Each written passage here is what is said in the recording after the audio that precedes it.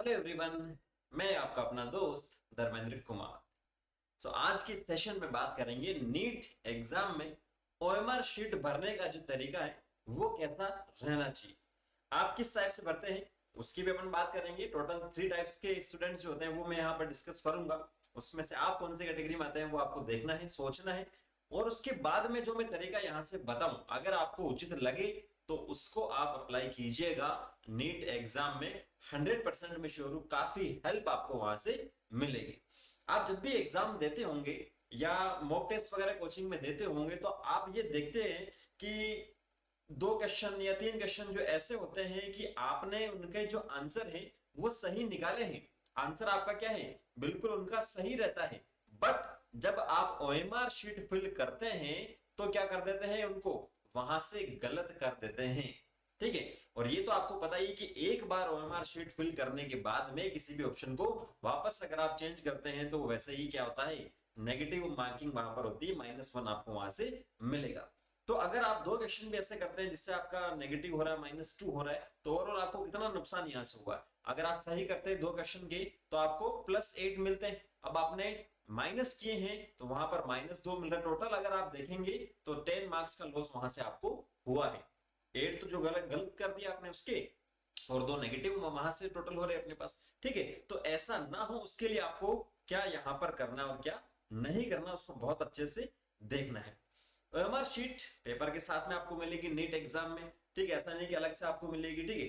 तो जैसे यहाँ पर ओएमआर शीट का ये सैंपल आपको जैसे गिवन है, ठीक है, दोनों साइड से रहेगा, सेम ऐसा ही रहेगा प्रिंट। दोनों साइड से आपको मिलेगा। एक साइड में आपको पर्सनल डिटेल्स जो है वो आपको फिल करनी है, जिसमें आपका नेम रहेगा, आपके रोल नंबर रहेगा, ठीक है, सेंटर नेम रहेगा, कोड रहेगा, सेंटर कोड, और जो भी जिस भी सेंटर पे आपका आया है एग्जाम वहां से उसके सील साइन का रहेगा एक सिंपल सा पार्ट। ठीक है। उसमें आपके साइन भी आपको अलग से करने, वो फर्स्ट पार्ट रहेगा। देन नेक्स्ट पे आपके दूसरी साइड की बात करेंगे तो वहां पर आपके जो क्वेश्चन है, जितने भी क्वेश्चन आ रहे 200 क्वेश्चन आ रहे हैं उनके वहां पर आपको फिजिक्स केमिस्ट्री बायो की आपको जो बबल्स है वो मिलेंगे। और जो आपके रोल नंबर है, मोबाइल नंबर है, वो भी पीछे की साइड में आपको मिलेंगे जो आपको बबल फिल करने हैं। तो जब भी आपको ओएमआर शीट दे, इस बात को आप ध्यान रखिएगा, ओएमआर शीट और पेपर आपको मिलते ही जो आपकी डिटेल्स है उनको तो आपको फिल कर ही देना है, क्योंकि उन डिटेल्स को फिल करने में ही कम से कम 5 to 7 मिनट्स आपके वहां से चले जाएंगे।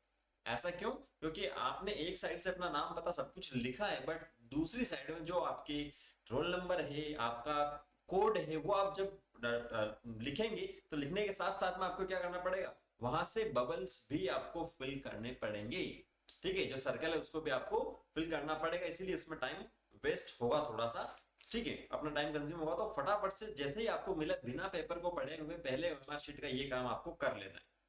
ठीक है। अब बात करते हैं ओएमआर शीट में जो स्टूडेंट्स है वो किस टाइप के आते हैं। 3 टाइप्स के स्टूडेंट्स होते हैं। सबसे फर्स्ट की अगर अपन बात करेंगे, जैसे ही उन्होंने पेपर लिया है, पेपर आया उनके पास, तो उन्होंने पेपर पढ़ा है, अब वो क्वेश्चन की ओर जा रहे हैं, क्वेश्चन सोल्व वो वहां से कर रहे हैं। तो क्वेश्चन सोल्व करेंगे तो वो क्या करेंगे, सबसे पहला जो क्वेश्चन पढ़ा उसका आंसर जो भी आया वो ओएमआर शीट के बबल वहां से फिल करेंगे। देन सेकंड क्वेश्चन आया, वो उसका क्या करेंगे, बबल फिल करेंगे उसको सोल्व करके। इस टाइप से हर एक क्वेश्चन को वो क्या करेंगे, सोल्व करेंगे और उसका बबल फिल वहां से करते चलेंगे। ये फर्स्ट टाइप के स्टूडेंट है। ठीक है। देन नेक्स्ट टाइप के स्टूडेंट की मैं बात करूंगा तो वो क्या करेंगे, सब्जेक्ट वाइज क्या करेंगे, सब्जेक्ट वाइज मींस कोई एक स्टूडेंट है जिसने पहले बायो कंप्लीट कर ली है या केमिस्ट्री कंप्लीट कर ली है या फिजिक्स कंप्लीट कर ली है, तो जैसे ही वो कंप्लीट करेंगे 45 क्वेश्चन या 50 क्वेश्चन जो भी उसने अटेम्प्ट किए, उस सब्जेक्ट को जैसे ही वो कंप्लीट करेंगे उसके बबल्स वो सारे क्या करेगा, फिल करना स्टार्ट कर देगा। ठीक है। तो हर एक सब्जेक्ट वो अलग से करेगा। और थर्ड टाइप का जो स्टूडेंट आएगा वो क्या करेगा, कंप्लीट। जैसे ही उसका पूरा पेपर कंप्लीट होता है, जितने ही क्वेश्चन उसने किए हैं, कंप्लीट होने के बाद में वो क्या करेगा, जो बबल्स है यहां से वो फिल करना स्टार्ट करेगा। ठीक है। तो इसमें से सबसे ज्यादा जो टाइम कंज्यूमिंग प्रोसेस आएगी, जो स्टूडेंट रहेंगे वो फर्स्ट टाइप के स्टूडेंट रहेंगे। क्यों? क्योंकि उन्होंने जैसे ही पहला क्वेश्चन पढ़ा, सोल्व किया, देन उसके बाद में ओएमआर शीट उठाई, बबल फिल किया, फिर उसको साइड में रखा, फिर वापस से क्या करेंगे, सेकंड क्वेश्चन पे गए, फिर उसको सोल्व किया, फिर ओएमआर शीट उठाई और फिर उसको फिल किया। ठीक है। इस टाइप से करेंगे तो उसमें कंफर्म बात है ये कि टाइम उनका ज्यादा वेस्ट होगा। Second type student subject wise अगर कोई कर रहा है तो बढ़िया है।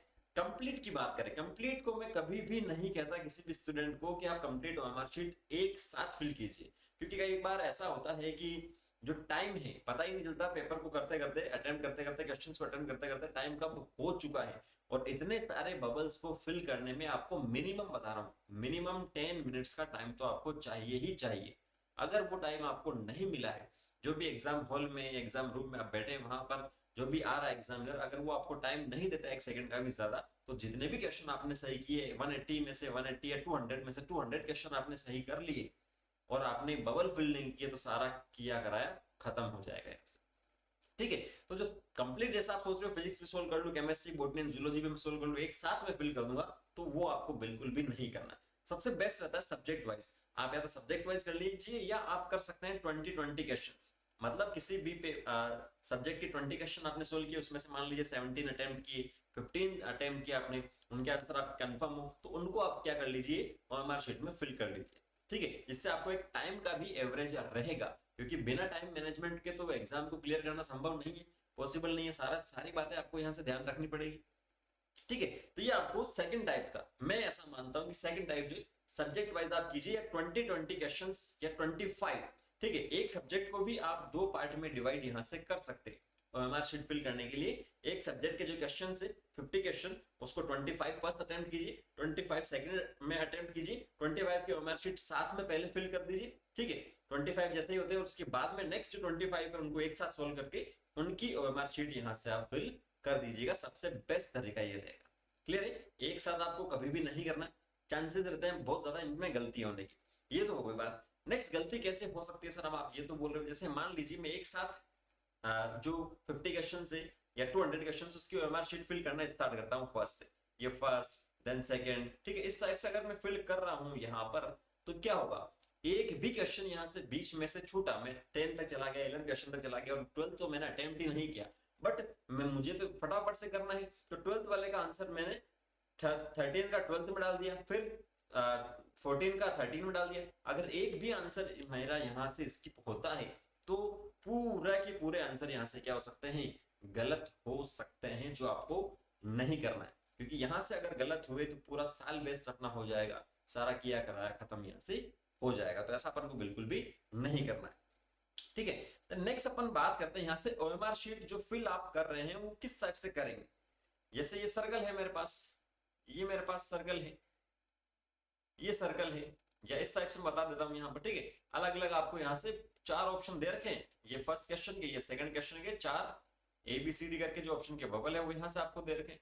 तो बहुत सारे स्टूडेंट्स क्या करते हैं जो बबल फिल कर रहे हैं, बहुत सारे स्टूडेंट क्या करेंगे, जैसे ये बबल था, इसको यहाँ से क्या करेंगे, अंदर से ले जाएंगे और बाहर की तरफ फिल करना स्टार्ट करेंगे, और बाहर की तरफ करते चलेंगे करते चलेंगे करते चलेंगे। ठीक है, अगर आपकी एक्यूरेसी सही है, आपने बिल्कुल सही से प्रैक्टिस की है, नो डाउट कोई दिक्कत नहीं, सही हो जाएगा। बट अगर आपने सही से इसकी प्रैक्टिस नहीं की है, क्योंकि कोचिंग्स में क्या होता है कि बहुत जगह तो क्या होता है, जो हमारा स्कैनर होता है उससे सीधा स्कैन होती है, चेक होती है, बस बहुत जगह ऐसा होता है कि उससे चेक नहीं होकर सीधा हाथ से भी करते हैं, तो उसमें कोई वो नहीं दिखाता कि ये गलत हुआ है नहीं हुआ। बट नीट एनटीए जो करवा रहा है 25 लाख ओएमआर शीट को एक साथ हाथ से या किसी बंदे को बैठा करके तो चेक करवाना पॉसिबल नहीं है 200 क्वेश्चन से एक की, तो वो स्कैनर से वहां से जो स्कैन कर रहे थे उसमें छोटी छोटी गलतियां भी वो पकड़ लेता। ठीक है, तो आपको करना क्या, जब भी बबल आप फिल कर रहे हो तो ये जो सर्कल है यहां से आपको स्टार्ट करना है, और क्या करना है, अंदर की ओर आना आपको इस टाइप से। ठीक है, अंदर की ओर चलते चलिएगा फिल करने के लिए। अगर आप अंदर से बाहर जा रहे हैं, मान लीजिए थोड़ा सा भी पेन आपका बाहर गया उस सर्कल से, तो यहाँ से गड़बड़ हो जाएगी। अगर जैसे ये मेरे पास कोई भी दो बबल यहाँ से आपको बता रखे हैं, तीसरा अगर मैं मानू इनको मैं इस टाइप से फिल करूं, ठीक है, इस टाइप से करता करता ये थोड़ा सा अगर बाहर निकल गया इससे, फिर दूसरा इस टाइप से करता करता इससे ये बाहर निकल गया, तो यहाँ से गड़बड़ हो जाएगी। दोनों ही क्वेश्चन वहां से हो सकता है कि आपका एक्सेप्ट ही ना करे जो सिस्टम है उनका, सही होते हुए भी। ठीक है, तो ऐसा आपकी गलती नहीं करनी है आपको। मेरे अकॉर्डिंग आपको क्या करना चाहिए, जो बबल आप फिल कर रहे हैं वो बाहर से अंदर की ओर आप लेके जाइए इस साइड से, क्योंकि आप कंफर्म हो गए मुझे इससे बाहर नहीं जाना, अब मुझे इसके अंदर ही काम करना, और ऐसा नहीं कि करते गए करते करते कि हमारे शीट में ही छेद वहां पर हो गया, ऐसा नहीं करना, बिल्कुल हल्के हाथों से ही आपको करना है। ठीक है, ये कुछ बात है जो आपको यहाँ से हमारा शीट फिल करते हुए ध्यान में रखना है। दूसरा जो पॉइंट यहाँ से वो ध्यान में रखना है। तीसरा और सबसे ज्यादा इंपॉर्टेंट जो पॉइंट है वो ये है, ओएमआर शीट को आप कैसे हैंडल करेंगे। ओएमआर शीट को हैंडल करना भी जरूरी है। बहुत सारे स्टूडेंट्स जो राइट हैंडेड होते हैं वो क्या करते हैं, पेपर यहाँ पर है, ओएमआर शीट को उसके जस्ट साइड में रखेंगे, यहाँ पर सोल्व करते जाना है पेपर को, और ओएमआर शीट उधर पड़ी है, कोई दिक्कत नहीं। ठीक है, बहुत सारे ऐसे भी होते हैं कि ओएमआर शीट को पेपर के नीचे रखते हैं। तो आपको करना क्या है, जो हैंडलिंग की मैं बात कर रहा हूँ, ठीक है, ओएमआर शीट को अगर आप 25-25 के रेशियो में फिल कर रहे हैं किसी भी एग्जाम में या नीट वाले एग्जाम में, तो ओएमआर शीट को आप कोशिश कीजिए जो अपना पेपर है उसके जस्ट नीचे आप रखें। क्योंकि बहुत बार ऐसा होता है कि सोल्व करते करते टाइम पेन को आपने रख दिया, आप सोच रहे हैं, चिंतन कर रहे हैं, मनन कर रहे हैं, वापस उठा रहे हैं या कुछ भी कर रहे हैं, तो उसमें पेन की मार्किंग वहां पर हो जाती है, ठीक है, या कुछ लाइनिंग वगैरह यहाँ पर हो जाती है, बबल से बाहर कुछ हो सकता है। तो ऐसी गलती अपन को बिल्कुल भी यहाँ पर नहीं करनी है। ठीक है, ओएमआर शीट का बहुत अच्छे से आपको ध्यान में रखना है। पेपर में भले ही आप कुछ भी करो, बट ओएमआर शीट में तो आपको बहुत अच्छे से ध्यान में रखना ही पड़ेगा। ओएमआर शीट को पेपर के नीचे आप रख लीजिए जब तक बबल फिल ना कर रहे हो तब तक। क्लियर है? बाकी बबल्स को बहुत अच्छे से आपको ध्यान में रखना है। रोल नंबर, मोबाइल नंबर या जो भी आपका आ रहा है कोड वगैरह, उनको बहुत अच्छे से आपको देखना है। अगर थोड़ा सा भी आपने गलती किया, जैसे ये लिखा सेंटर कोड यहाँ पर इस टाइप से आपको मिलेगा, ठीक है, ये सेंटर कोड, रोल नंबर, ये marks, 11th mark, 12th mark category, student signature या इन्विजिलेटर सिग्नेचर, तो इस टाइप से आपको मिलेगा वहां पर भी। तो आप ये कर सकते हैं कि या तो गूगल से ओएमआर शीट के जो प्रिंट आउट है वो निकाल लीजिए ब्लैक एंड व्हाइट में, और उनको मॉक टेस्ट देते टाइम घर पे प्रैक्टिस कीजिए, या कोचिंग में आप दे रहे हो तो प्रैक्टिस कीजिए इन सारी छोटी छोटी बातों की। कहने को नहीं छोटी छोटी है, लेकिन सिलेक्शन से रोक आपको ये सकती है। क्लियर है? सो आई होप ये सेशन काफी हेल्पफुल रहेगा आपके लिए। अगर किसी भी टाइप का आपको डाउट है तो कमेंट सेक्शन खुला है, कमेंट सेक्शन में कमेंट करके पूछ सकते हैं। इंस्टाग्राम और फेसबुक पर मैं आपको राइजन कैरियर एकेडमी से मिलूंगा, वहां पर आप मुझसे जुड़ सकते हैं और अपने डाउट डिस्कस कर सकते हैं। मिलते हैं नेक्स्ट सेशन में। Thank you, all the very best.